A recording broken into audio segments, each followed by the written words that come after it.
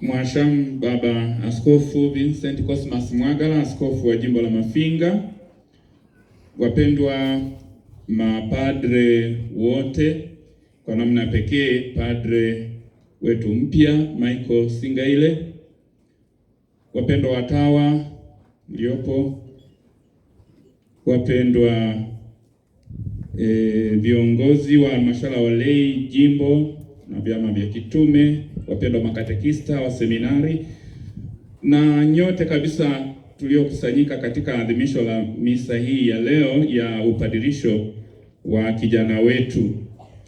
Mungu ni mwema kila wakati. Mungu ni mwema. Ndugu zangu, kwa kweli kwangu mimi baada ya kuwa nimetoa homilia ile katika adhimisho la misa takatifu,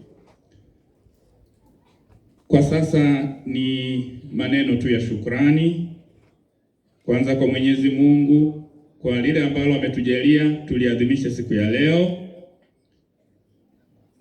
lakini shukrani za pili kwa Mhashamu Baba Askofu Vincent Cosmas Mwagala kwa kuniheshimisha katika siku hii ya leo niweze kuwa mwadhimishi mkuu wa kumpa daraja ya upadre kijana wetu Michael Alfred Singaile, padre wetu mpya. Baba, nakushukuru kwa kunipa heshima hii.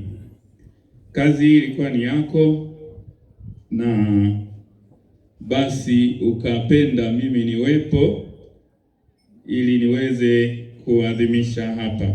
Ninakushukuru sana sana, na mimi nimepokea heshima hii kwa unyenyekevu mkubwa. Ninakushukuru pia kwa ushirikiano ambao tunaendelea kuwa nao daima, sisi wana jimbo la Iringa na jimbo la Mafinga, tukitambua kwamba ninyi ni watoto wetu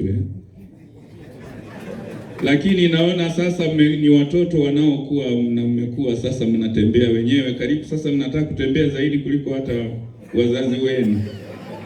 Hongereni sana.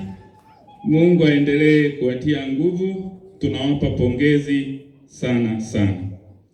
Shukrani zinazofuata ni kwa Baba Mayemba, paroko wa parokia hii ya Ikwega, pamoja na vikaria nzima ya Ikwega kwa matayarisho na maandalizi kwa haya yote ambayo yamefanyika katika kufikia kilele cha maadhimisho haya ya leo.